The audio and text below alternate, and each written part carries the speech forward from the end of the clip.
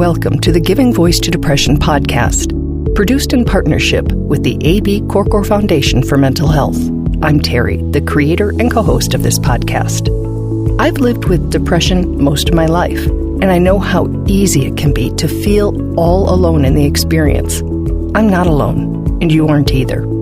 And I'm Dr. Anita Sands, a licensed clinical psychologist and life coach with a number of my own diagnoses, all of which bring a certain amount of anxiety and depression along with them. There is great power in shared experiences. We share our own as we engage in intimate and candid conversations with our weekly guests, exploring different perspectives on and experiences with depression. We keep it real because depression is real.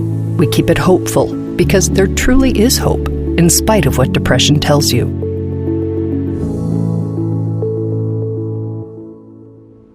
Hi, Terry. Hello, Anita.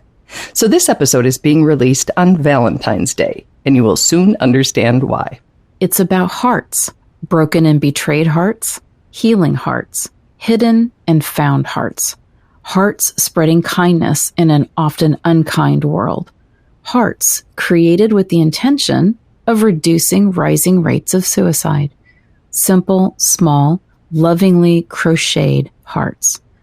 As you hear Kathleen's story of her life and her Little Heart Project, if you find yourself thinking, I get it as a random act of kindness or a nice thing to do for strangers, but I don't really understand how it's suicide prevention. Ask yourself, are those really separate things? Or if well-timed, seemingly simple acts of kindness and the discussions that the hearts facilitate might in fact make an impact beyond the little heart itself. Here now is Kathleen giving her voice to depression.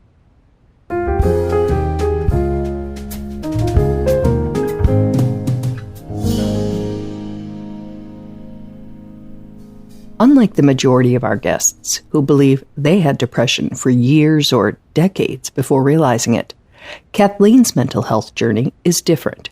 She had never experienced depression until, when nearing 50, her family went through a traumatic event that rocked and divided it. We're choosing to leave out the details since they're personal and since it's their effects that the rest of us are most likely to relate to anyway. And eventually, after a month, the charges were dismissed, which means in the courts it's as if it never happened, but it did happen. And it left me with depression, anxiety, complex PTSD, and suicidality.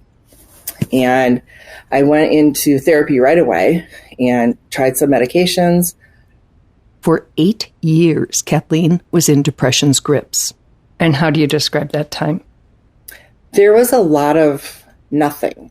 I wasn't fortunate, like when you hear celebrities say, oh, I just, had this meltdown and I just checked out of life for a year. Well, most human beings don't have that luxury because we have to pay our bills, so I continued going to work, cried a million tears in the bathroom, and then you wipe your face off and go back to work.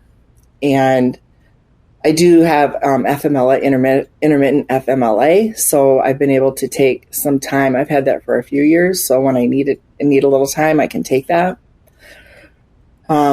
It's still hard, though, because there's still stigma around that, but the law's on my side there. FMLA, by the way, is the Family and Medical Leave Act, which provides certain employees up to 12 weeks of unpaid, job-protected leave per year, with their health benefits intact. So in the beginning, it was just me lying on the sofa, just crying a lot. Just hopeless, like no future. I used to wear these bracelets on my wrist that, I don't know if you can include this in your podcast or not, but what they said to me was in Morse code, stop being surprised, people suck.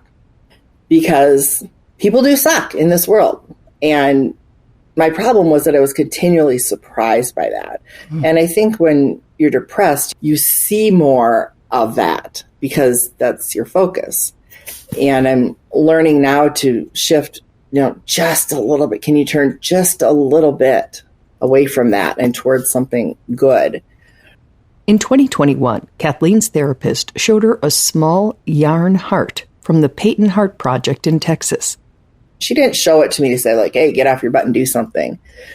She was saying, just showing, because she knew I crocheted. She also likely knew the value of having a hobby that provides distraction and the protective power of believing your life has purpose when depression constantly tries to convince us it doesn't. So she would give me the yarn and tell me what to do. And it was enjoyable. It's just mindful. It's just enjoyable to do for me. And so I started thinking, what would it take to do this? And so we launched in April, and it's just exploded. It is called the Little Heart Project. The project is taking small knit or crocheted hearts, and then there's a tag of encouragement attached, and you just leave them wherever you go. If you're buying shampoo at Target, you just leave one there. Or if you're getting apples at the grocery store, you just leave one there for someone to find as a random act of kindness. And maybe it helps them feel better in the moment. Maybe it is someone who's depressed. And on the back of the tag is all of our contact information if they would need more. And on our website, there's resources that can connect you with people to get you help if you need that. And Kathleen says at first she thought that was the value. Cute, colorful hearts with positive messages attached, left in public spaces, a way to brighten a stranger's day. But she says it's so much more than that. And I think that's the power of this, is the people that make the hearts are touched, the people who place the hearts are touched, and the people who find the hearts are touched. And it's those people that are making them that other people are seeing them make them. And, oh, what's that? And what is that about? And then it's talking about mental health. It's talking about suicide and letting people know that that's okay to do and that we should do that. It's a very gentle entry point. Yes. It's literally a tiny 2-inch, cute little crocheted heart. And that is so much less scary than so many of the other catalysts for a conversation about suicide or mental health, far away from that crisis state. Yep. And it's something tangible for people to have. I've heard many people say, I hung mine on the mirror in my car. I met a lady at one event and she said, I found one of your hearts several months ago and I have it in my bedroom and I read it every day and it helps me every day. I hear a few stories like that and I know there's many, many, many, many, many more. And that's really the point. It's about helping. Absolutely. And you must have been, I assume, incredibly intentional choosing the messaging. So tell me some of the messages and what you were thinking when you chose those versus have a nice day. Right. None of them say that because that is not helpful. Yeah, I agree. So I was very intentional, and I spent that 9 months as part of the planning process collecting. And there's 144 different sayings, and they're all helpful to me. And so I want to believe they're helpful to other people too. Tell me a couple of your favorites. Tell me some that you think would have resonated with you. I got to pull them up and look at them. Okay. I'm not that great at self-compassion. Yeah, lots of us aren't. I'm actually terrible at it. So a lot of the notes are geared toward that. The first one I looked at, what would it sound like to extend compassion to yourself? So as I was choosing what would go on the tags, I'm thinking, like, if someone picked this up, what would be a message they might need to hear? And, remind them that they matter. To take care of themselves too. At this point in our discussion, Kathleen's husband, Larry, who has tied the message tags on thousands of her hearts, hands her a stack of them. He's got some ready to go here. Let's see here. You don't have to be happy all the time. I think that's a really big misnomer, that people think others are just happy all the time, because no one is. We're human beings. There's ups and there's downs. A simple one that just says you are loved. Just as simple as that. Simple and profound. Probably one of my favorites, okay to not be okay. Mm-hmm. And that's part of not acting on your suicidal thoughts, is knowing that it's okay to not be okay, as long as you know a way to get out. And believe there's an out. When you get, this is a good one too. When you get tired, learn to rest, not quit. You're stronger than you think. I picked them all, so I think they're all amazing. Kathleen is very clear on the fact she would not have been able to do the work involved with the Little Heart Project if she had not first done the slow and hard work of getting herself in a better place mentally. That included ketamine therapy. You can't just walk into an office and get it. You have to have tried many medications, many years of therapists. Nothing is working. Nothing's helping. And so that's where I was, treatment resistant. Like, what can help? My husband and I watched every YouTube video we could. We read everything we could about it. And it's very expensive, and it's not covered by insurance. And we're not wealthy people. And my husband said, I think we just need to try it. We have to try something, because nothing else was working. And I wasn't really getting better. My therapist tells me now that after the first infusion, she noticed a difference. She noticed more flexibility in thinking, is what she calls it. So that was all of September I had those. I didn't notice a difference until December, when I found myself listening to Christmas music for the first time in 8 years. So Kathleen asked herself if anything else had changed, and she realized a huge difference. I'm not thinking about killing myself all day long. Well, that's different. I've got this full toolbox from 9 years of therapy, but for many years I didn't have access to it. And now, usually I do. If I can't find the access, my therapist gently reminds me of how to get back there. And what are some of the things in your toolbox? Some of the things that can help me shift are music, certain types of music. It depends on what I need. I'm learning to listen to my body more. Do I need to move? Do I need to go for a walk? Do I need to organize something? Or do I need to just be still for a while and maybe watch Netflix and just let my brain do something else besides ruminate on whatever else is happening? So how would you describe where you are now compared to where you were? I'm so much better now. Although I still have episodes, they're much shorter in length, and I come out of them more cleanly. It's not like something triggers me and I'm down for 3 weeks. Now, something can trigger me and I can recognize, like, just happened yesterday. I recognized what was happening almost instantly. Like, oh my gosh, I can't breathe. I need to get up. I need to walk around. I need to go talk to someone about anything, really. And that's very different. Having hope again herself makes it possible for her to offer it to others. Her project has led to speaking engagements and other opportunities.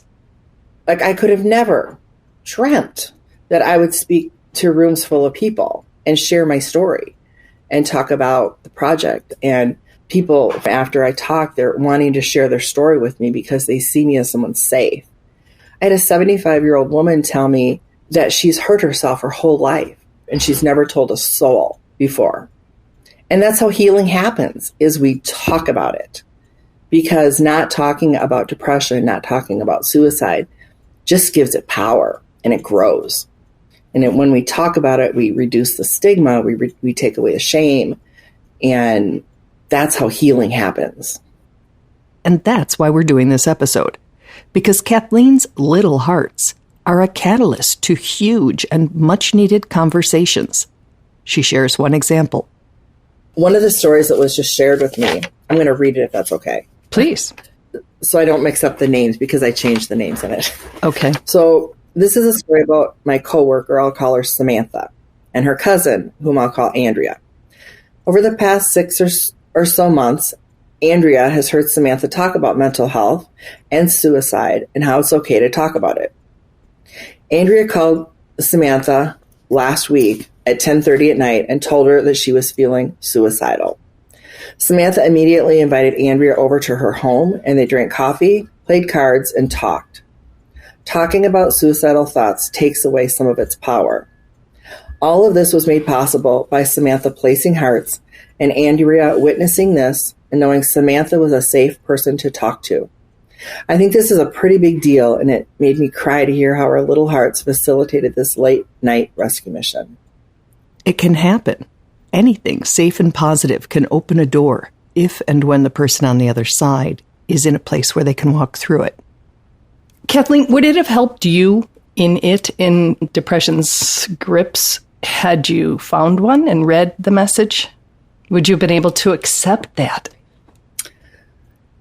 I know that the right answer would be yes. I know, but we're being real here. But for me, it wouldn't. For me, it would not have. Yeah. Because my therapist talks about how there's always been 0.01% of hope. That's not much, right? And it wasn't enough for me to be able to pick up a heart and say, the good things in life are better with you. No. Like for me personally, it wouldn't have, but I know that it is for a lot of people. So if you found one when you were in a place where it wouldn't have resonated with you, would you have kept it and given it to someone else? Would you have just left it there? What would you have done? I would have left it there more than likely, because I was so sick, and honestly, I didn't go anywhere. Like I wasn't at Target for 8 years. Right. So I wasn't any place where you could have found one. And that's okay too. I mean, everybody's journey is different. Everybody's path looks different. Everybody's healing looks different. And if the heart's not for you, then it's not for you. It's for the next person. Mm-hmm. And hopefully there's somebody in your life that can help you hang on to that 0.01%, even if you don't want to. There's tons of times I didn't want, like, oh my gosh, I couldn't even count how many times I didn't want to have hope. And because hope is disappointing, hope is hoping for something better. And there's just a lot of icky in the world. That's really where I'm at now, is that I can recognize that. I can recognize all the awful things. I can't stop the war in Ukraine. I can't stop the craziness with politics. I can't stop every suicide. And so my focus now is, instead of I can't, it's what can I do? Well, I can do this. I can make hearts. It feels so much better to figure out, what can I do? Instead of I can't this and I can't this and I can't. What can you do? And everybody can do something.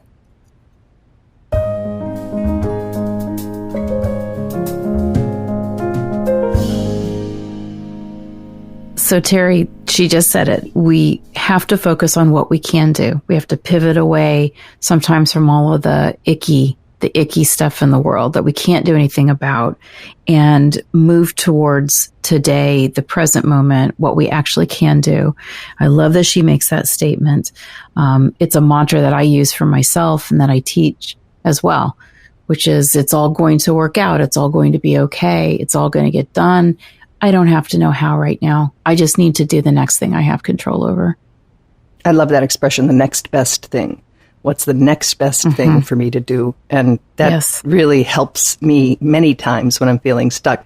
And I also like the idea that that thing we can do may be for someone else. It may be for the general population in the world at large, like her hearts, but it may be for ourselves, which feeds us so that we can do those other things. Yes.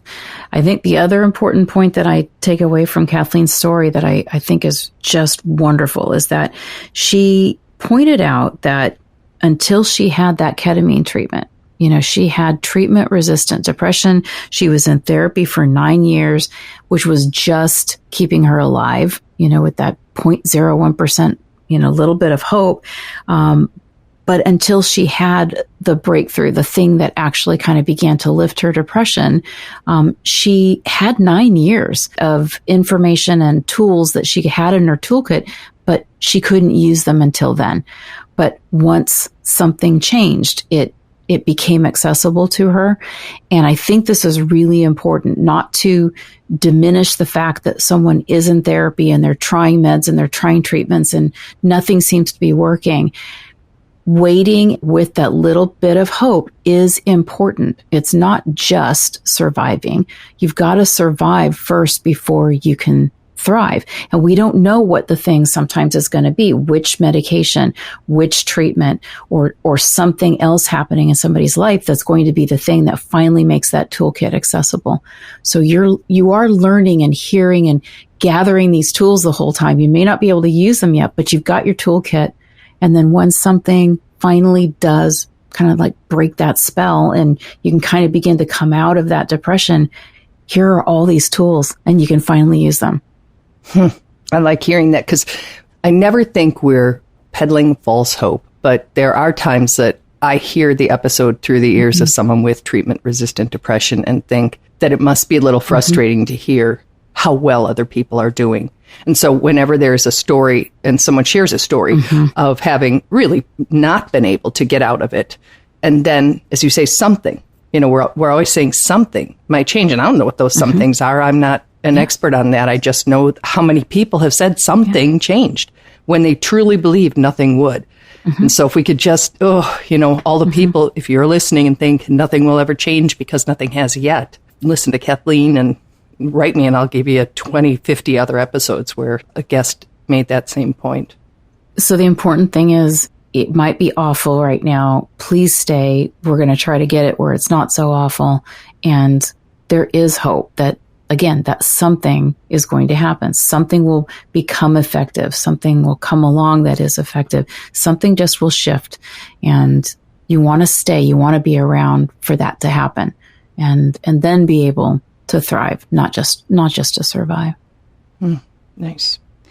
If you're interested in the Little Heart Project, the website is littleheartproject.org. And there are patterns there if you want to make these little hearts yourselves and distribute them and do your part in spreading kindness in a, as we said, often unkind world.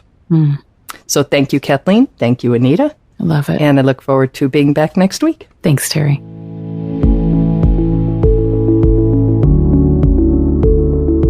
We truly hope that our podcast brings a little more understanding, helps you better articulate and reflect on your own experience with depression, or better understand how to support someone else who is struggling. If this episode has been of comfort or value to you, know that there are hundreds of others like it in our archive, which you can easily find at our website, givingvoicetodepression.com. And remember, if you're struggling, speak up, even if it's hard. If someone else is struggling, take the time to listen.